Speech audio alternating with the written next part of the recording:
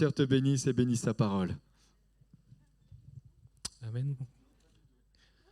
Notre Dieu est puissant. Amen.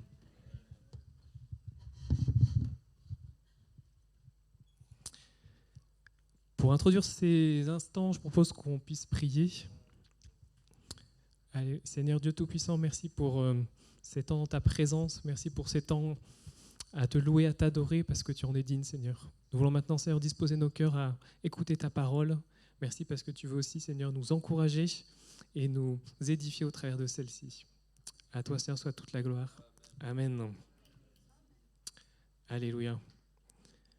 Je vous propose, pour introduire ce message, que nous prenions ensemble un passage dans Luc au chapitre 20. Et nous allons le lire à partir du verset 1 jusqu'au verset 8. Luc au chapitre 20. Un de ces jours-là, comme Jésus enseignait le peuple dans le temple et qu'il annonçait la bonne nouvelle, les principaux sacrificateurs et les scribes, avec les anciens, survinrent et lui dirent : « Dis-nous, par quelle autorité fais-tu ces choses ? Ou qui est celui qui t'a donné cette autorité ? » Il leur répondit : « Je vous adresserai aussi une question. Dites-moi, le baptême de Jean venait-il du ciel ou des hommes ? » Mais ils raisonnèrent ainsi entre eux. Si nous répondons du ciel, il dira : « Pourquoi n'avez-vous pas cru en lui ? Et si nous répondons des hommes, tout le peuple nous lapidera, car il est persuadé que Jean était un prophète. » Alors ils répondirent qu'ils ne savaient d'où il venait. Et Jésus leur dit : « Moi non plus, je ne vous dirai pas par quelle autorité je fais ces choses. » Donc les principaux sacrificateurs et les scribes voyaient que Jésus agissait avec autorité. Il enseignait avec assurance, il enseignait avec autorité. Un passage de la parole de Dieu nous dit qu'il enseignait non pas comme les scribes. Les scribes, c'était les érudits de la loi, c'était ceux dont le rôle était d'étudier la loi, de la transcrire et de la transmettre. Et Jésus enseignait avec plus d'autorité que ces spécialistes même de la loi. Et il se demandait comment Jésus pouvait agir avec une telle autorité. Qui est-ce qui avait donné à Jésus cette autorité ? Donc dans ce passage, Jésus n'a pas répondu à la question. Et si je vous la posais, par quelle autorité Jésus faisait-il ces choses ? Par son Père. Mais dans ce passage, Jésus n'a pas répondu à la question. Donc, et nous voyons au travers de sa réponse qu'il agit à la fois avec humilité et sagesse. Il agit avec humilité parce que Jésus ne s'est pas vanté d'avoir reçu l'autorité de Dieu, en disant voilà, c'est moi, j'ai reçu l'autorité de Dieu, c'est par l'autorité de Dieu que je vous enseigne. Il n'a pas proclamé haut et fort que c'est Dieu qui l'avait choisi. Jésus a laissé parler les fruits qu'il portait. Les scribes et les sacrificateurs, c'est par les fruits qu'ils portaient qu'ils ont vu que Jésus agissait avec autorité. Et Jésus aussi agit avec sagesse, puisqu'il a répondu en leur retournant la question et en les amenant à réfléchir. Les scribes étaient donc étonnés de l'autorité de Jésus. Mais qu'est-ce que l'autorité ? Si nous prenons la définition du dictionnaire, l'autorité, c'est le pouvoir de décider ou de commander, d'imposer ses volontés à autrui. Une autre définition, c'est un pouvoir légalement conféré à une personne, à un groupe humain, de régir l'ensemble ou une partie du corps social, de régler les affaires publiques. Un ensemble de qualités par lesquelles quelqu'un impose à autrui sa personnalité, ascendant grâce auquel quelqu'un se fait respecter, obéir ou écouter. Ascendant par lequel quelqu'un se fait respecter, obéir ou écouter, ça me faisait penser à une professeure d'histoire géo que j'avais au collège. C'était une dame qui était pas très grande, qui parlait tout doucement, mais dans sa classe, il n'y avait pas un bruit. Elle avait une autorité qu'on ne retrouvait chez aucun professeur. Donc là, nous avons vu l'autorité de manière générale, mais qu'est-ce que l'autorité spirituelle ? Ce matin, je vous propose que nous étudions l'autorité spirituelle, que nous étudions plus particulièrement l'autorité qu'avait Jésus. Et que nous puissions voir ensemble d'où vient cette autorité de Jésus et quelle est aussi l'autorité que Jésus nous a confiée. Et nous allons voir comment développer notre autorité spirituelle. Tout d'abord, commençons par étudier l'autorité de Jésus. Et nous allons prendre différents passages dans lesquels nous allons voir que l'autorité de Jésus se manifeste à différents niveaux. Commençons par Luc chapitre 4, à partir du verset 40 jusqu'au verset 41. Après le coucher du soleil, tous ceux qui avaient des malades atteints de diverses maladies les lui amenèrent. Il imposa les mains à chacun et il les guérit. Des démons aussi sortirent de beaucoup de personnes en criant et en disant « Tu es le Fils de Dieu ». Mais il les menaçait et ne leur permettait pas de parler parce qu'ils savaient qu'il était le Christ. En introduction, nous avons vu que l'autorité, c'était le pouvoir de décider ou de commander. Là, dans ce passage, nous voyons que Jésus avait l'autorité spirituelle pour chasser les esprits impurs, pour chasser les démons. L'autorité de Jésus se manifeste aussi, on le voit aussi dans Marc chapitre 1, versets 40 à 42. Elle se manifeste par la guérison sur les maladies. Donc ce passage nous dit qu'un lépreux vint à lui, se jetant à genoux, il lui dit d'un ton suppliant, « Si tu le veux, tu peux me rendre pur. » Jésus, ému de compassion, étendit la main, le toucha et dit, « Je le veux, sois pur. » Aussitôt, la lèpre le quitta et il fut purifié. L'autorité de Jésus sur la maladie. Toute la parole de Dieu nous enseigne que Jésus a guéri les boiteux, Jésus a guéri les aveugles, Jésus a guéri toutes les maladies. Partout où il allait, Jésus guérissait les malades. L'autorité de Jésus se manifeste aussi sur la création. Nous voyons cela dans Matthieu au chapitre 21, du verset 19 à 22. Voyant un figuier sur le chemin, il s'en approcha, mais il ne trouva que des feuilles. Et il lui dit, « Que jamais fruit ne naisse de toi. » Et à l'instant, le figuier sécha. Les disciples qui virent cela furent étonnés et dirent, « Comment ce figuier est-il devenu sec en un instant ?» Jésus leur répondit, « Si vous aviez, je vous le dis en vérité, si vous aviez de la foi et que vous ne doutiez point, non seulement vous feriez ce qui a été fait à ce figuier, mais quand vous diriez à cette montagne, ôte-toi de là et jette-toi dans la mer, cela se ferait. » L'autorité de Jésus sur la création. Jésus a ordonné au figuier de se sécher et il s'est séché. L'autorité de Jésus est également sur les éléments. Nous voyons cela dans Marc, chapitre 4, versets 35 à 41. Lisons-le ensemble, Marc 4, 35 à 41. Ce même jour, sur le soir, Jésus leur dit, « Passons à l'autre bord. » Après avoir renvoyé la foule, ils l'emmenèrent dans la barque où il se trouvait. Il y avait aussi d'autres barques avec lui. Il se leva un grand tourbillon et les flots se jetaient dans la barque, au point qu'elle se remplissait déjà. Et lui, il dormait à la poupe sur le coussin.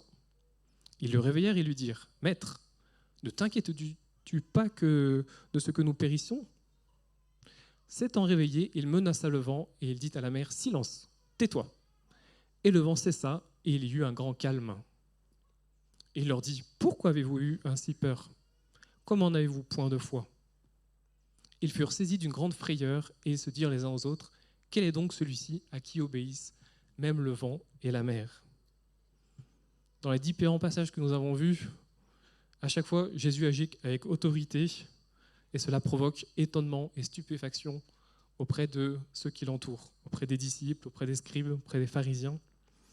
Donc là, dans ce passage, Jésus a commandé au vent et à la mer de se calmer et ils se sont calmés. L'autorité de Jésus, c'est une autorité qui est aussi toute puissante sur la mort. Dans Luc 7, versets 12 à 15, lisons-le ensemble. « Lorsqu'il fut près de la porte de la ville, voici, on portait en terre un mort, fils unique de sa mère, qui était veuve, et il y avait avec elle beaucoup de gens de la ville. Le Seigneur, l'ayant vue, fut ému de compassion pour elle et lui dit, « Ne pleure pas. » Il s'approcha, toucha le cercueil, ceux qui le portaient s'arrêtèrent. Il dit, « Jeune homme, je te le dis, lève-toi. » Et le mort s'assit et se mit à parler. Jésus le rendit à sa mère. L'autorité de Jésus sur la mort. Il a ordonné au mort de se lever et il s'est levé. Des exemples de résurrection, il y en a d'autres aussi dans la Bible. Il y a aussi la résurrection de Lazare, il y a la résurrection de la fille de Jairus. L'autorité de Jésus se manifestait à différents niveaux.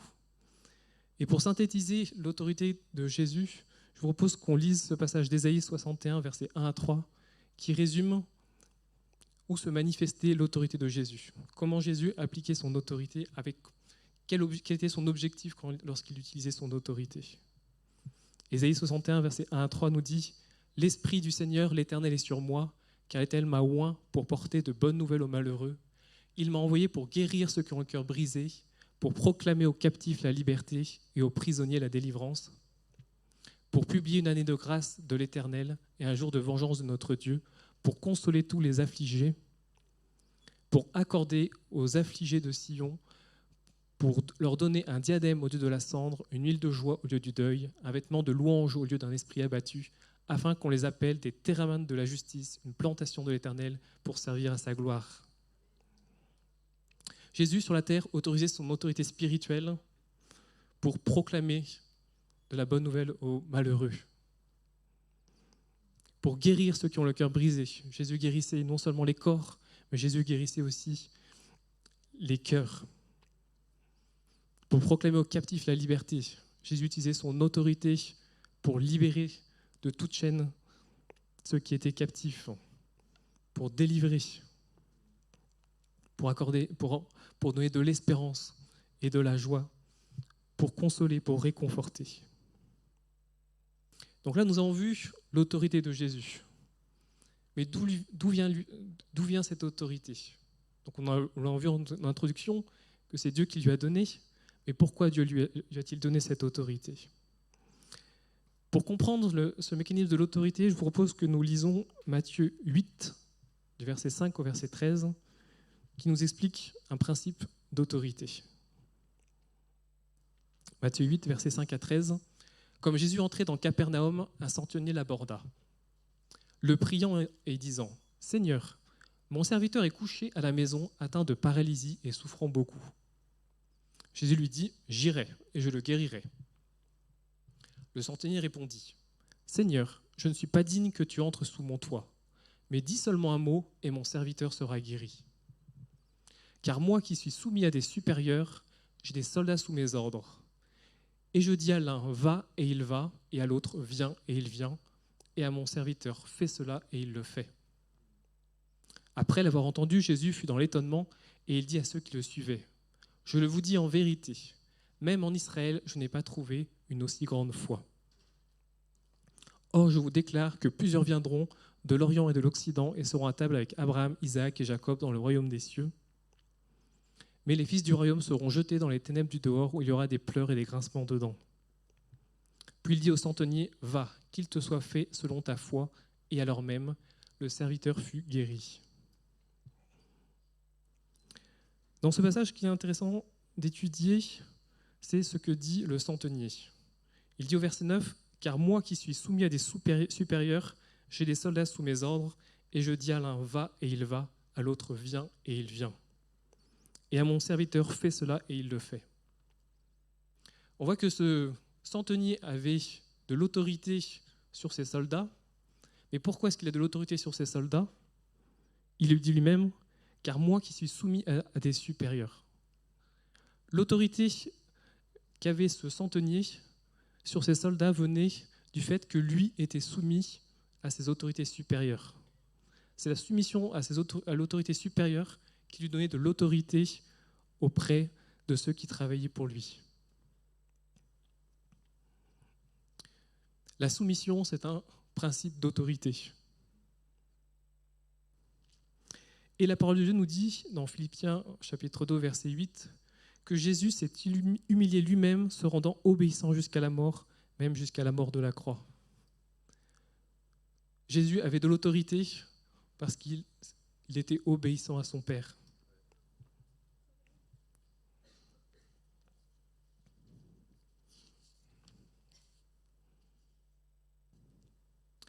Jean 8, verset 28 nous dit, Jésus donc leur dit, « Quand vous aurez élevé le Fils de l'homme, alors vous connaîtrez ce que je suis et que je ne fais rien de moi-même, mais que je parle selon ce que le Père m'a enseigné. » Jésus faisait ce que son Père lui disait de faire. Jésus marchait en pleine soumission, en pleine obéissance à son Père.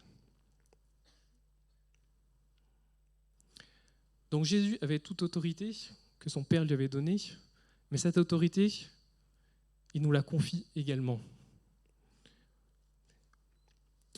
Nous voyons dans Luc chapitre 9 au verset 1 et 2, Jésus ayant assemblé les 12 leur donna force et pouvoir sur tous les démons avec la puissance de guérir les maladies.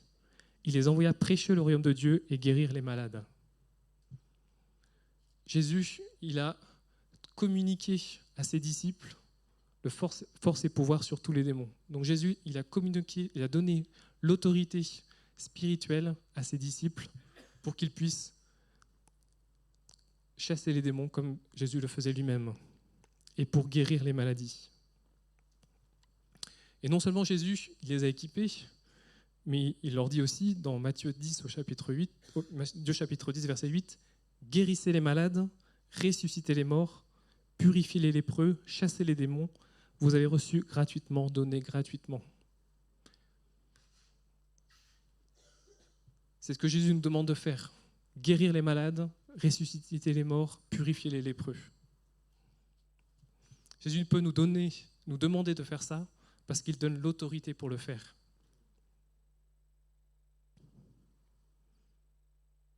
Colossiens 2,10 nous dit « Vous avez tout pleinement en lui, qui est le chef de toute domination et de toute autorité. » En Jésus, nous avons tout pleinement en lui pour pouvoir accomplir ce que Jésus nous appelle à faire.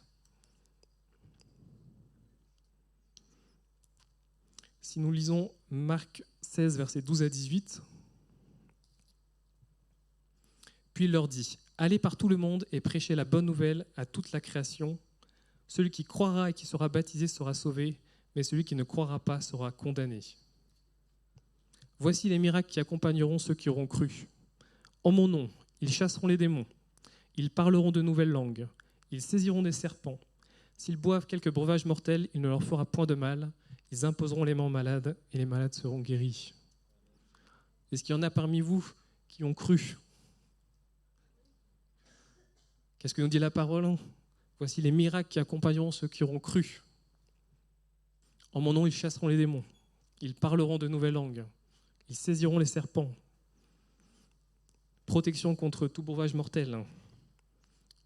Et ils imposeront les mains aux malades et les malades seront guéris. Jésus nous communique cette autorité pour pouvoir accomplir tout cela. Mais comment développer notre autorité spirituelle ?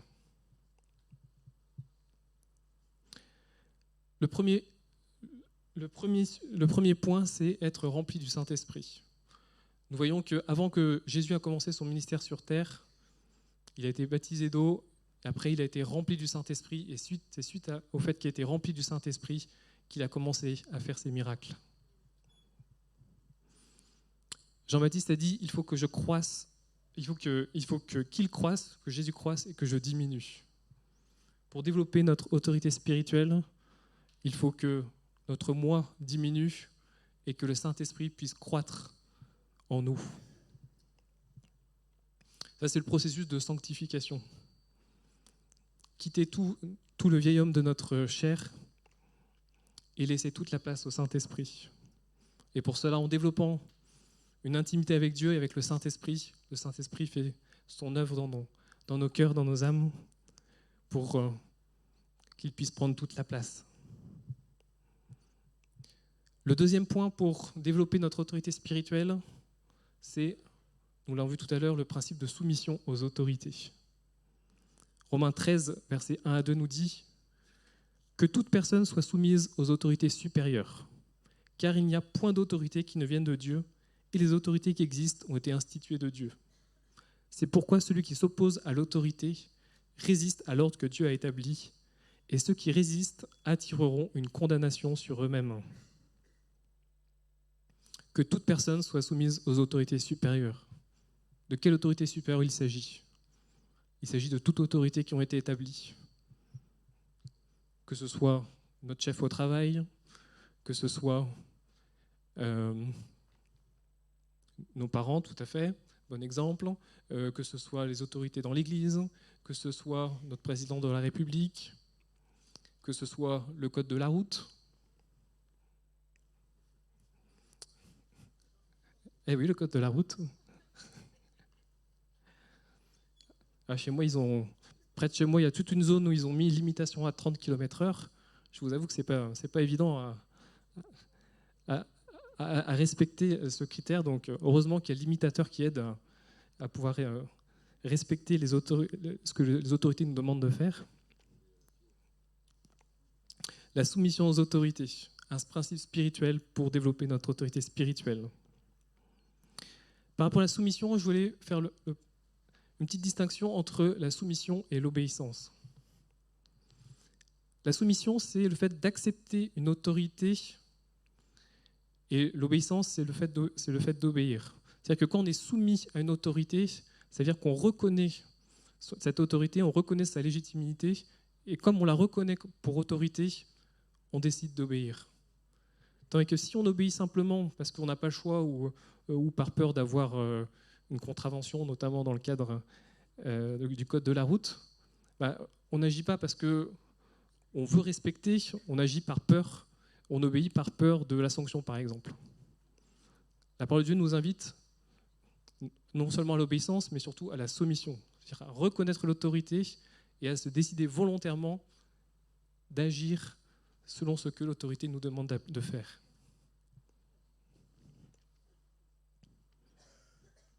Un autre point pour développer l'autorité spirituelle, c'est le jeûne et la prière. La parole de Dieu nous montre un exemple où les disciples avaient essayé de chasser un démon, mais qu'ils n'avaient pas réussi. Et Jésus leur a dit, cette sorte de démon ne sort que par la prière et par le jeûne. La prière, c'est un muscle qui se développe en travaillant. Plus on prie, plus le muscle va devenir fort.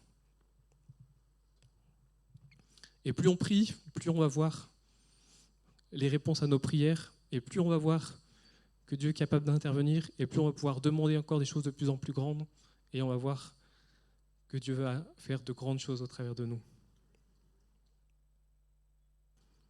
L'autorité du chrétien se développe aussi à travers le service.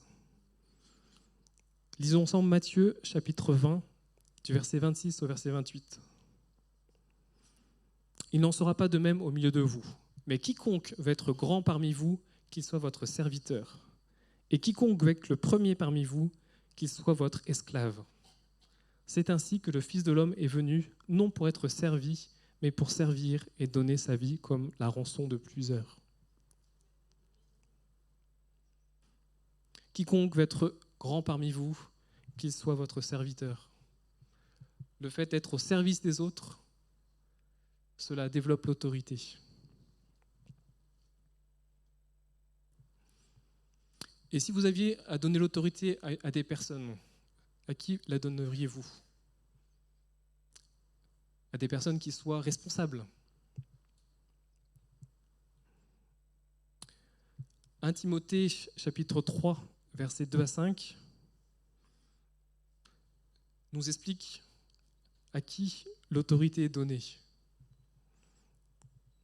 Il faut toutefois que le dirigeant, donc celui à qui on donne l'autorité, soit un homme irréprochable, mari fidèle à sa femme, maître de lui-même, réfléchi et vivant de façon convenable, qu'il soit hospitalier et capable d'enseigner. Il ne doit pas être buveur ni querelleur, mais au contraire aimable et pacifique. Que l'amour de l'argent n'ait sur lui aucune prise. Qu'il dirige bien sa famille et maintienne ses enfants dans l'obéissance en toute dignité. Car comment un homme qui ne dirige pas bien sa famille serait-il qualifié pour prendre soin de l'Église de Dieu ? Pour conclure, nous avons donc vu que Jésus avait toute autorité. Jésus va être toute autorité sur les démons. Jésus va être toute autorité sur les maladies, sur la création, sur les éléments, sur la mort. Et cette autorité, Jésus l'a reçue de son Père parce qu'il lui était entièrement soumis. Et Jésus nous a donné le mandat de continuer l'œuvre qu'il a commencée sur la terre avec l'assistance du Saint-Esprit, avec l'assistance de l'Esprit de Dieu. Et dans Jean 14, 12, il nous est dit « En vérité, je vous le dis, celui qui croit en moi fera les œuvres que je fais et il en fera de plus grandes, parce que je m'en vais au Père. Celui qui croit en moi fera les œuvres que je fais, il en fait de plus grandes. » Avec l'Esprit de Dieu qui vit en vous, vous avez la capacité de faire les œuvres que Jésus a faites, et même de plus grandes. C'est une promesse de Jésus pour chacun d'entre vous. Utilisons donc l'autorité spirituelle que Dieu nous a donnée et développons-la en étant remplis du Saint-Esprit, en étant soumis aux autorités, en étant au service les uns des autres et en étant des personnes responsables et irréprochables. Amen. Alléluia. Oui, Seigneur, nous te remercions, Seigneur, pour ta parole. Merci parce que tu es le Tout-Puissant. Merci parce que tu as toute autorité. Merci parce que tu es l'exemple à suivre. Merci parce que sur terre, Seigneur, tu as agi pour guérir, pour restaurer, pour fortifier, pour encourager, pour consoler. Merci parce que tu es celui qui est tout-puissant, Seigneur. Merci pour ton exemple aussi d'humilité. Seigneur, donne-nous à suivre tes voies, à marcher dans tes voies, Seigneur, et à exercer l'autorité spirituelle que tu nous as donnée. Nous te bénissons, Père. Amen.